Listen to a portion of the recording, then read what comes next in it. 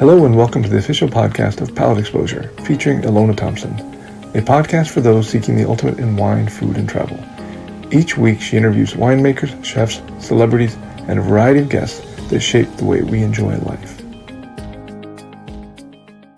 Hello, this is Ilona Thompson with Palate Exposure, and I'm here with Claudio Naranja, who came all the way from Chile.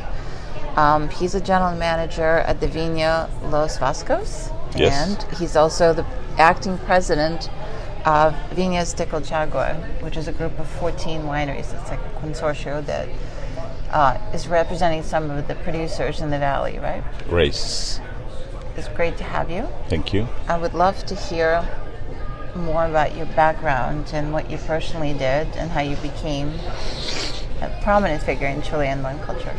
Okay. It's a long story. I tried to make it short. Oh. And well, I have to say first that I'm Chilean. I studied in Chile. I was an exchange student in high school in Jacksonville, Florida. Really? Yes, I graduated from there. Went back to Chile. Went to college. My profession is I'm a CPA. I work for Pricewaterhouse, PwC today. I worked for 7 years, and when the Rothschilds came to Chile back in 1988 to buy this winery, they didn't know what to buy, but they found Los Vascos finally. The deal was made by Pricewaterhouse. And when they finished the deal, they asked Price, "Don't you have someone, speaking English that can, manage the project?" And I said, so they sent me to the interview. And they said, "Hey, there is an interview with the Rothschilds." Who are the Rothschilds? At that time, there was no mobile phones, no internet, no nothing. So how could I find out? I went to the library, encyclopedia, to find letter R, Rothschild. Oh my God. All family, bankers. What's that? For me, meant nothing. Yeah. But anyways, I went through the interview. I knew a little French because I had French at school, and said, you can study a little bit more and speak French. And we're a chateau important in Bordeaux, Château Lafite, no idea. Anyways, they sent me to France, and finally I was the candidate, and I'm there since then. My goodness. So and I've been 29 years working for the family. Wow. I started back in 1990 when there was nothing going on in the wine industry in the world. One spectator, to have an idea, started in the 80s. Yeah. The first Vinexpo in France, Bordeaux. It was the first one. It was in 1985. So at that time there was nothing going on with the wine world. And really, I've been there. I had a great experience to be in Bordeaux and learn what the first growth of Bordeaux were. Bordeaux was organized, and then I went back to Chile to this family property, a farm with a couple of chickens and cows and a few hectares of vineyards, very old winery, and start from scratch. Oh my goodness. Because I have a financial background, I start organizing the finance. I proposed to have a cost system for the grapes, for the wine, and organize the finance, the accounts, and started from zero almost. And start growing and growing. The Rothschilds, we had the technical direction. So we have a technical director coming to Chile. I organize a Chilean local team, winemakers or agronomists, and people working for the vineyard. And we start working together and trying to make fine wine. At that time, Chile in general was more focused on quantity than quality. Yeah. And for instance, vines were more than irrigated, flooded. So one of the first things was to cut irrigation, make shorter pruning, and also to organize the vineyards and review that the plants were the plants they should be. So to have lots of Cabernet Sauvignon was Cabernet Sauvignon, and there was some Merlot in between. There were other varieties, so we cleaned up everything, and we started like that. We started developing and buying some new land for two reasons. First, to organize the property, because this belonged to a Chilean family, the original partners of Basque origin. That's why the name Los Vascos, which stands for the Basque. So it's Spanish then. Yeah. Yep, and many of the the oldest wine states in Chile are Basque origin families who started with. That's fascinating. And this is because in the 1800s, Chile was the number one producer in the world of nitrate, natural nitrate, and many families became very rich. Okay. And because they became very rich, they started bringing French architects to build their houses, to make and plan their parks that still live and it's beautiful. And they decided to bring some grapes from some vines from France and have their own vineyard. They brought some French winemakers. Sure. They built these underground cellars that today they're historic monuments, and that was the beginning. And so phylloxera attacked France and all the world, and Chile was the only natural place that was not attacked by phylloxera. So France went to Chile to pick up the vines back to graft their new plantations. So there was a very close relationship between Chile and France because of bringing back the Cabernet Sauvignon, Merlot, all the Bordeaux varieties. Yeah. So, but then was not globalization as today.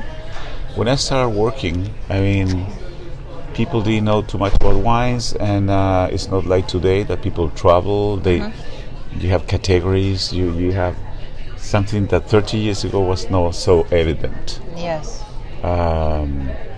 I mean, Australia came around the late 70s, the 80s, but before was nothing. That's true. Chardonnay, oaky Chardonnay from California was very fashion in the 70s. Then you have the Syrah, the Shiraz coming from Australia. Yeah. Then the Merlot became famous. Then, there is a little country called New Zealand, Sauvignon Blanc from New Zealand, Pinot Noir. So you have lines of tendency of fashion. Pinot Grigio today. Yeah. And so it's been a development in the last 30 years. I've been in the middle of this and basically trying to export. Chile became a category after many years. It took us some time to improving quality, and do more investments in the winemaking process, and start traveling. We're very far away from everywhere. It's 13 hours flight to Bordeaux. Yeah. It's 12 hours flight to Los Angeles. It's 10 hours flight to New York. We're very far. So it was difficult to show this country and show the wines, going to wine fairs in different parts of the world, in the UK, in Canada, in the States, whatever was interest for wines, and exports start, growing. Yeah. For you to have an idea, I'm a number guy. In 1990, the total export of wine, bottled wine of Chile was $40 million. Last year was $1.6 billion exports of bottled wine. So you see a curve going up, that's dramatic. Incredible. Yeah. And it's, as I said, because Chile became a category as a Spanish wine, New World wine, because we have Old World and New World. And the New World is Australia, New Zealand, Argentina, Chile, California, South Africa, and we became a category. Yeah. So it's been a while to get, to the point where we still try to focus. Chile is focused now on quality. As I was explaining to you, we have this organization, Wines of Chile. Yeah. And we are going to be present on the most important events of wine in the U.S., but with wines that are expensive. That means wines that are FOB price above $60 per case. to really show the consumer, the American consumer, the quality of high-end wines from Chile. Interesting. That's it. So, Claudio, if you were to, imagine I'm the consumer that knows nothing about Chilean wines. If you were to kind of define what represents the character, the flavor profile, the integrity, how would you describe Chilean wine to me? First, as a New World wine producers, we have something that's very interesting. As I mentioned, we have very old vines. Yes. We have no phylloxera in Chile. So, so that's for a instance, defining at Los Vascos, we characteristic. have we reproduce the plants by putting a shoot of the plant in the dirt and let it grow. You cannot do it that in anywhere. Yeah. I would say Chile is a long country. We are divided with the Andes Mountains. For you to have an idea, 25% of the volcanoes of the Andes Mountains chain is in front of Chile. So the origin of the source of Chile is definitely volcanic. It's very narrow. It's about, the widest part must be 250 miles, no more than that, between the Andes and the coast. Wow. And we have from desert to ice in the south, and it's 3,000 miles long. And because of the Pacific Ocean so close to the valleys, we have weather conditions and a terroir. Terroir is a word that many people use, but terroir is not only the soil, but it's the weather, but also the people who make it.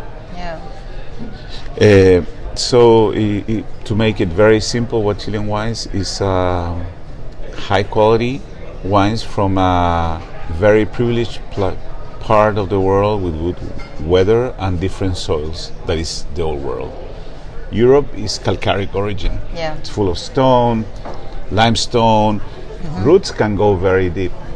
But in Chile, because of the volcanic origin, when some places, not in every place, you have Tosca, which is ancient ashes from volcano eruptions.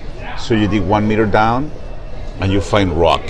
Wow. So the roots of the vines cannot go further. They, start going to the south.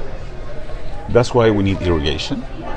In France, by law, by AOC, Appellation d'origine contrôlée, is not allowed to be irrigated with vines. In Chile, we do. Why? Because of the soils, because of the weather, and it's different origin. So, on all this year, we have worked for quality, and we have very good weather conditions to produce pre-phylloxera plants. That sounds really unique and special. It's unique because most of the vines in the States, in Northern Hemisphere, are vines that are being grafted. Yes, of course. We have many of the plants not grafted. New plantations, we do it more because on side hills are grafted, but it's muscle reproduction of vines. So most of the vines are original, and you have a lot of old vines. Our top wine is 80 years old, average in age of the plants, and they have been there for 2 centuries. It's amazing. And we have reproducing them, and we keep reproducing them like that. Very old vines. And you don't have the economic pressure because of the cost of the land, like for example in California, to be able to...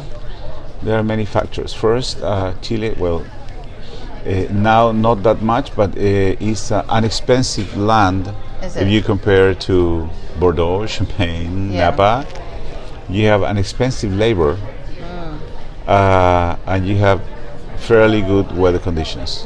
We still today have some effects of weather changes, but has many privileged elements that make us produce wine not very high cost. I mean control cost. And that's why many producers, unfortunately, goes for very inexpensive wines, and people relate Chile to and good quality, cheap and good wine. But when you, like we do, is concerned about quality and have very low yields to produce approachable wines, is very high quality. That's really interesting. So You were describing essentially a confluence of circumstances that's very advantageous. Yes. It's almost like a perfect storm when everything works in concert. Yeah. You've watched the industry now grow up, really, from the infancy. Yes. And it's kind of very protected. As you described, it's not very well known, but it's also the advantage is that you were kind of in the bubble. Exactly. Yeah. Which is fascinating, you know. It's like a little secret that's now being discovered, and you're presenting it to the world. Exactly. And what I also heard you say is that mental shift, becoming wine growers as opposed to grape growers, which is a big distinction. You know, between the bulk wine and something where quantity was praised. Now it's trending towards the refinement category and being that world-class wine region. Yes. And you have enough history and resources, it sounds like, to really produce something that's quite impressive and can compete with some of the top wines in the world. Absolutely. So is Chile decidedly a Cabernet country? Like if you were to define it varietally, would that be the king of the I would hill? say yes, Cabernet, although there is a lot of blends going on, and besides Carmenere, which is this cepage that came for certain reasons, is the only country producing commercial Carmenere, because there are Carmeneres in some places, but not very, high commercial money. Yeah. And besides, we have we have Sauvignon Blanc, we have Chardonnay, we have Cinsault, we have a development of many varieties because we have different type of soils and different type of weather. Chile is divided into, it was originally divided by valleys, by the names of the rivers from the Andes to the coast. Now there is a new division, which is coast, between mountains and coast. So is it like a viticultural area that's defined geographically? It's defined because of the weather and the soils to produce different grapes. So towards the mountains you have Chardonnay, you have Pinot Noir, some Sauvignon Blanc. Yeah. In the middle you have red, Cabernet Sauvignon, Carmenere, Merlot, Syrah, Cinsault. And towards to the coast, cold again, you have Sauvignon Blanc and you have Pinot Noir. Is your winemaking community still heavily influenced by French, or is it more from all over the world? Really? If you see, I take my experience of the last 30 years. 30 years ago, to fly from Chile to Europe was crazy expensive. Flying, it was very expensive to fly. Yeah. Now it's very reachable to everyone, and you see the planes full going everywhere. Yeah. Okay, so the globalization allowed the new winemakers to travel, to go to do some harvest in California, in Australia, New Zealand, go to France. Young winemakers from France traveling around the world to have experiences in Argentina, in Chile. So there has been an exchange of information, education, and knowledge about winemaking, learning, understanding every different country, because we are all different. We might have Sauvignon Blanc like New Zealand, but the conditions, soil and weather conditions and the people who make it are different. The yeast they use are different, the yields are different, the conducting of the grapes is different. So we are talking about grapes, but they grow differently, and wines are differently from every place. Of course, there are descriptors that identify type of variety, and it's really a paradise for the consumer to be able to have an approach to different Sauvignon Blanc from Sancerre, or a good Sauvignon Blanc from New Zealand, or a Sauvignon Blanc from Chile. It's Sauvignon Blanc, but they're different because they have different origin from soils and different winemaking. Absolutely. And speaking of winemaking and actually the stewards of the land, the viticulturalists, the labor that actually tends to the vines, you mentioned that the winemakers, especially in recent history, took the time to really travel and learn from each other and exchange information. What about the viticultural practices? Do you have something that is an equivalent of UC Davis, the research organization that studies a few things, but I would say there is a lack of exchange of information between the producing countries. Okay. Because there is a lot of development in California we might not know. We know a few things. Yeah. As in Australia, there were some fires in Chile in 2017, big fires, and the fires affected the vineyards with the smoke. The skin is very sensitive. Yeah. And we brought some people from Australia to give some lectures and little seminars about their experience because they had fire. For instance, we had a big earthquake in 2010. It was 8.8 Oh my God. Richter. It was a disaster. Devastating. 2 or 3 years after, there was a quake in California, and you have losses of tanks, of barrels. Was a disaster. But there was no exchange of information because after this big quake in Chile, and there were big losses on the wine industry, the insurance company and the Association of Engineers made a complete study of what we should improve not to happen on the losses we had. For instance, we changed all the lock of the tanks. We changed how to keep the barrels in safe and not shaky, able to fall, racks for barrels, beans for bottles. We have a book. If California would have seen that book and would have taken the measures, it would have saved a lot of money. Wow. But it didn't exist this exchange of basic information like that, practical. Never California approach to, they had a great earthquake, how the wineries suffer, what's the lesson you have we can take because we are also a earthquake region. Zero. It's so odd. Yeah, it's odd, And universities, sometimes they teach and the kids come to, I was in UC Davis, But it's more than that. I think it's really a concern of major things to really understand. Yeah. Or if there are fires in Portugal, they produce wine, or in Spain normally have fires that affect the vines. Go and talk to the winemakers, how you solve the problem, how the wines evolve, because we should share more. We should share more. Absolutely. I mean, we had this devastating fires in California in 2017. Yeah. We could have used all the help we can get, and it's still. And it's just a matter of being curious and finding solution and looking what's going around the world. You cannot be very local. See, I produce my wine, my grapes, my problems. Yeah. I try to sell my wine, and that's it.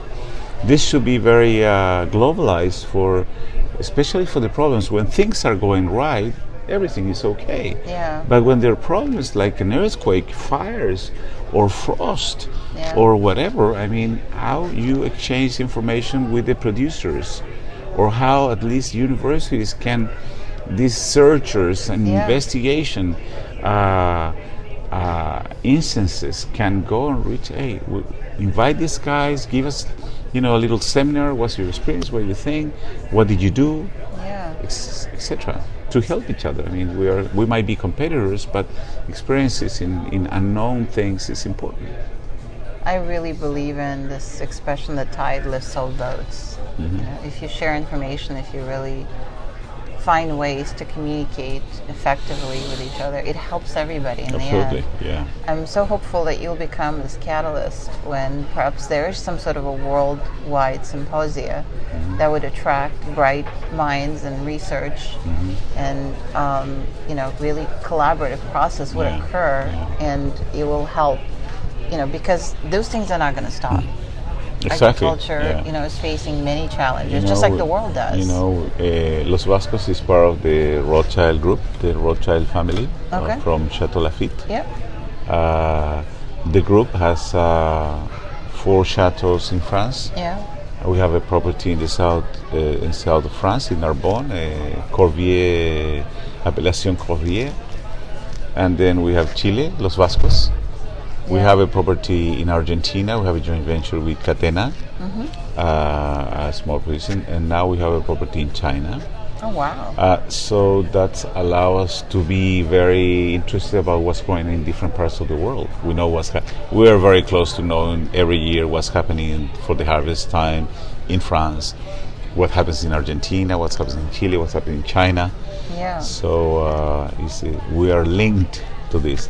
some wineries they're doing their own and they don't know what's going on in the world, or they don't have time or interest to see what's going on, and I think that's missing. No, that's definitely not the optimal way of conducting business, because whether you realize it or not, we're kind of citizens of the world. Exactly. Yeah. So I'm very curious. You shared a bit of your personal history. You said you're a numbers guy, but there must have been a love of wine that became a very prominent part of your world once you started working for the Rothschild family. Well, yes, it was a complete world I had no idea existed. And besides, when you belong to the Rothschild family group as a member, you have the opportunity to have the chance to taste very good wines and very properties, because you belong to that. Yeah. And dinners in Lafite, dinners in different places, tasting all vintages of the great chateaus, and traveling also, trying new wines from the group, wines from everyone. Exchange wines, a lot of nice experiences. What was your first experience with extraordinary wine like? I always tell the story because it was very funny. When I started working, I stayed in Lafite. Yeah. So there was a dinner, and there was Eric de Rothschild was there, and the technical director at the time, and the general manager. So I was a guest for dinner. I said, Claudio, you're welcome to the group. And he said, what's your year of birth? So you have my resume, No, but what year you were born? I said, I was born 1961. And they say, please give me your passport. Excuse me? So I always carry my passport with me. So, we have to uncork Château Lafite 1961. Oh my God, you were born in such a right vintage. And I had no idea that I had an old wine they're going to uncork. Everybody happy pouring the 61 because but I learned after, of what it meant, that it was Lafite 61. I was years after I was internized on the Commanderie de Bontan, this brotherhood of in Bordeaux, which is the largest Commanderie de Bontan. Wow! So they introduce you to the rest of. They give you this big cap and thing with glasses. Monsieur Claudio Naranja, from Lafite Rothschild, the property in Chile, born in 1961. Because normally not many people, of my age at that time was in the industry. I was quite young. Yeah, of course. And 61, wow. It's because it's an icon for Bordeaux. And since then I have to try very, very great wines. But in general, more than names or labels or years, I think the most important is to learn what wine is. I remember when a journalist interviewed Baron Eric and asked him, Baron Eric, which is the best wine in the world? And he said, very easy. When in the table there are 2 bottles of wine, the first that is drunk is the best wine of the world. Or if you're with someone special, and even you're drinking a very cheap wine, and the wine is gone, it's the best wine of the world. And that's what's very interesting concept, because it's not the brand, it's not the name, it's not the vintage. I have tried many, but it's the concept of enjoy wine, of sharing, of discussing, or comparing wines. That's wine. I think that's really what you're having for. It's more than a brand. It's more. It's a concept really. It's style of. It's food. It's fun. It's culture. As many wines have many attributes. It's fashion. It's power. It's knowledge. It's cultural. It's money. It's many things. Yes. So it depends where you want to look at it. But in general, I said I like wine because of that. It's so diverse, and to enjoy a good glass of wine, that can be any wine. It's such a powerful concept because everybody has access to wine, and what you described is a means, a conduit that instantly creates those connections. You know, wine is subjective because it's taste, and the taste of everyone is different. Of course, there are certain rules and certain things that you know more or less, which is the descriptor of a certain wine. But at the end, you like it or you don't like it. It's like perfume. Yeah.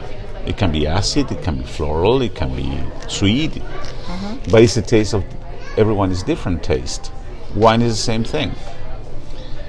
When I do some tastings and some classes to people, and so I ask, okay, if you have $150 and you want to buy a bottle of wine, what would you buy?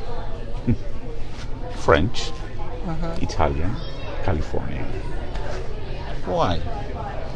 Because you are going to put the bottle in the table, or you're going to show your guest that you have the money to buy a very important label.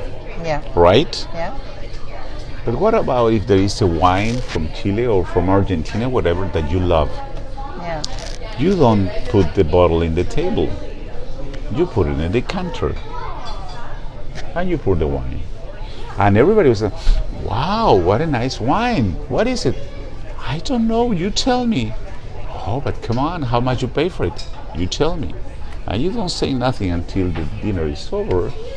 Look, this is my Argentinian or Chilean wine that you drank.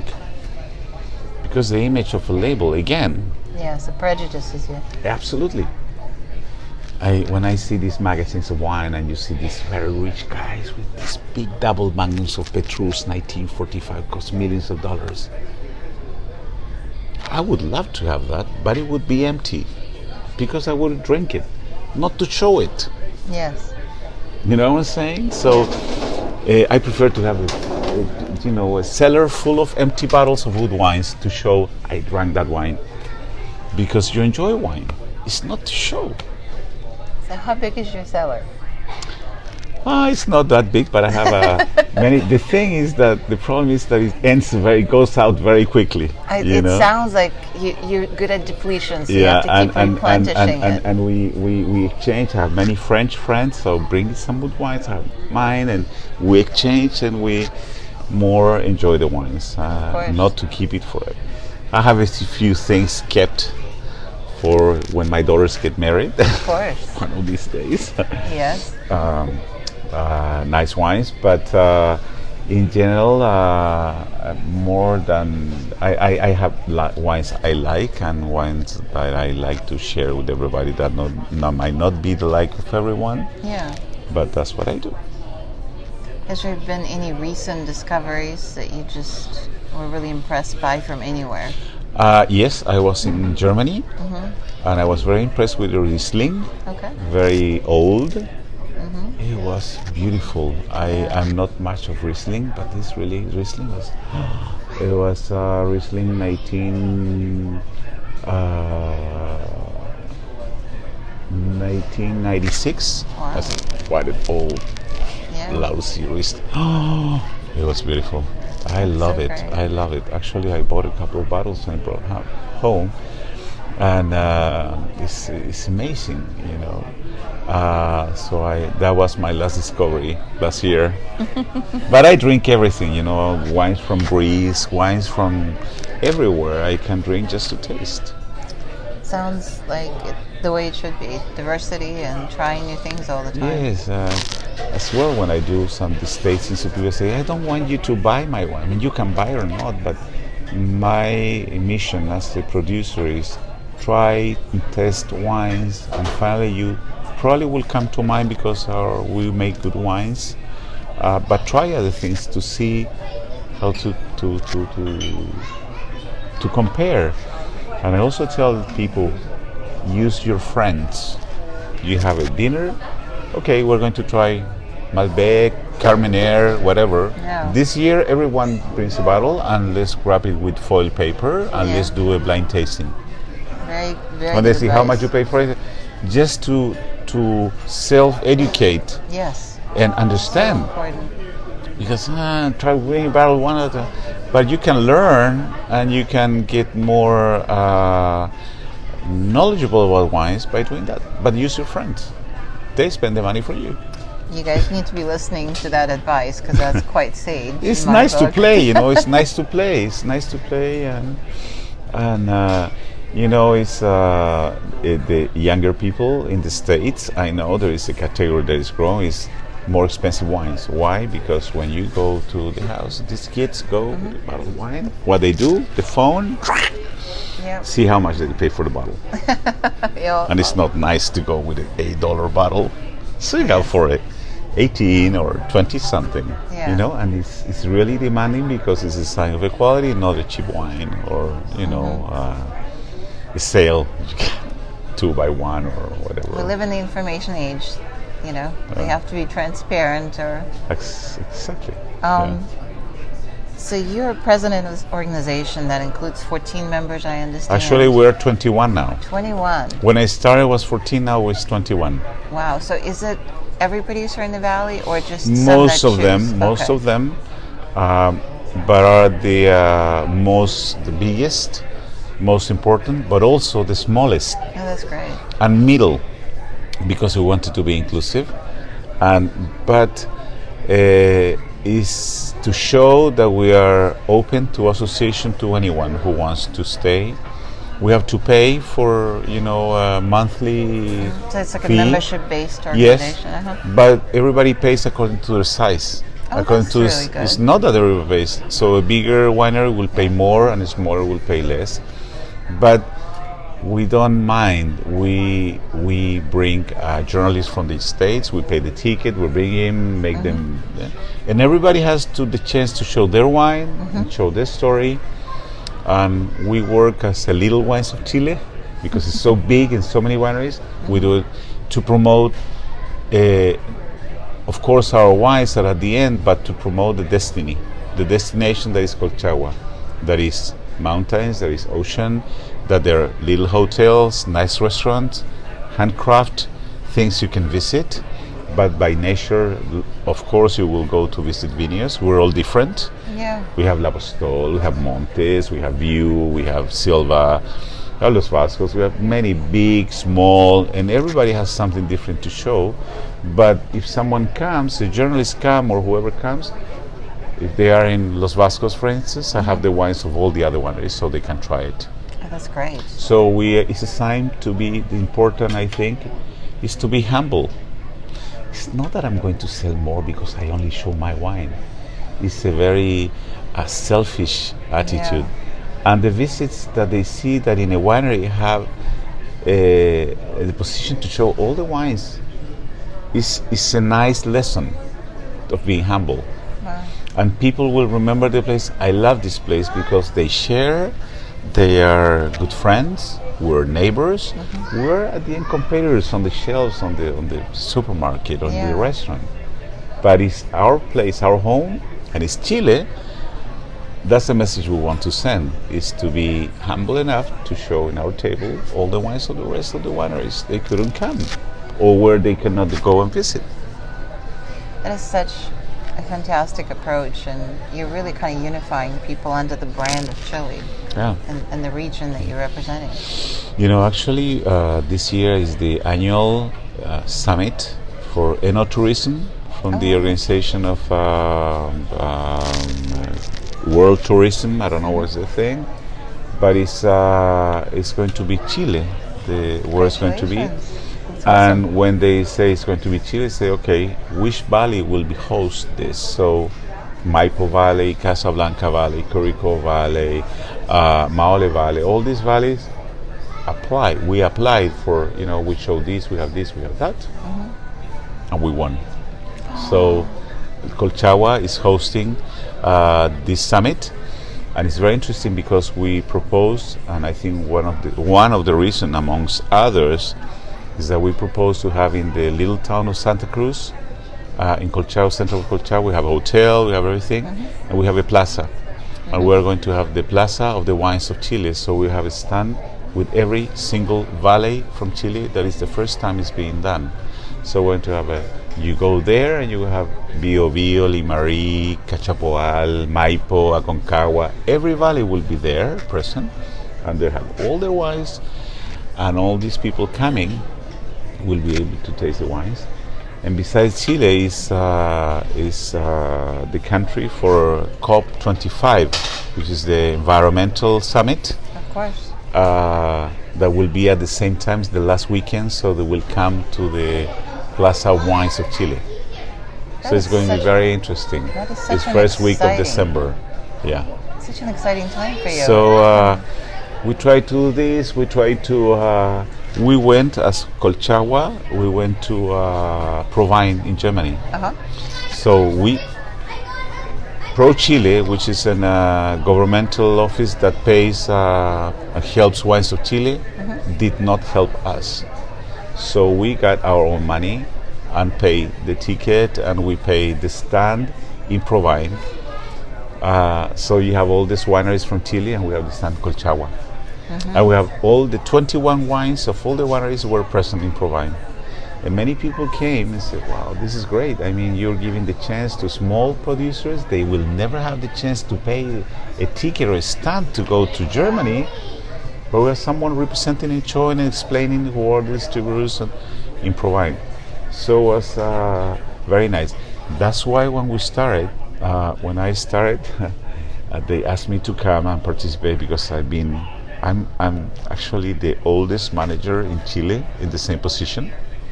All the rest have moved to different places or different wineries. They say, Claudio, why don't you come over? I said, I didn't want to, but to help the Colchagua. And we start doing these things. That's very simple, but very an example for the rest. Of course. And we started with 14 wineries, and after 2 years we have 21. And we hope that more people can get into and to have more power. We designed a new logo. We designed a flag. We got like an identity that people feel proud that they belong to Colchagua. And the other valleys where they're good wineries, and as they look at us and say, wow, how do you do it? You know, and we have a great manager that works and does all the work. She's my boss. She does excellent, great work, and she travels, she goes, she finds out ideas and look for the people and do things, and it's great. I love it. How small is your smallest producer in your organization? How many cases roughly? It's OWM is a garage wine, and they produce I don't know 2,000 cases or 1,500 cases, the most.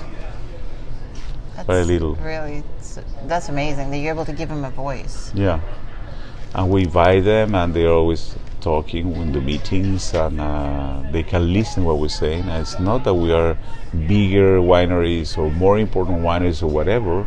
We're just for trying to plan what to do and do fun things to attract people to come to Colchagua. What a great example when, like what you described, it's such a special region, clearly, climatically, geographically. I'm sure there's a lot of passionate people that put their heart and soul in it and work hard, but giving them an international stage, giving them that voice so that the rest of us that, you know, are not thinking about it because there's so many choices in the world. You know, I think sometimes companies are looking and stressed for the money, for selling, for this, that you lose your view on perspective, what you should be doing to be better as an association, as a valley, or as an industry. And the consumer feels that. You know, consumer feels that these guys, you know, they're doing good things. They're not arrogant. They're not, you know, thinking in money. They're not thinking, you know, to be more natural and have fun. Thanks again for tuning in to the official podcast of Palate Exposure featuring Ilona Thompson. We'll see you again next week.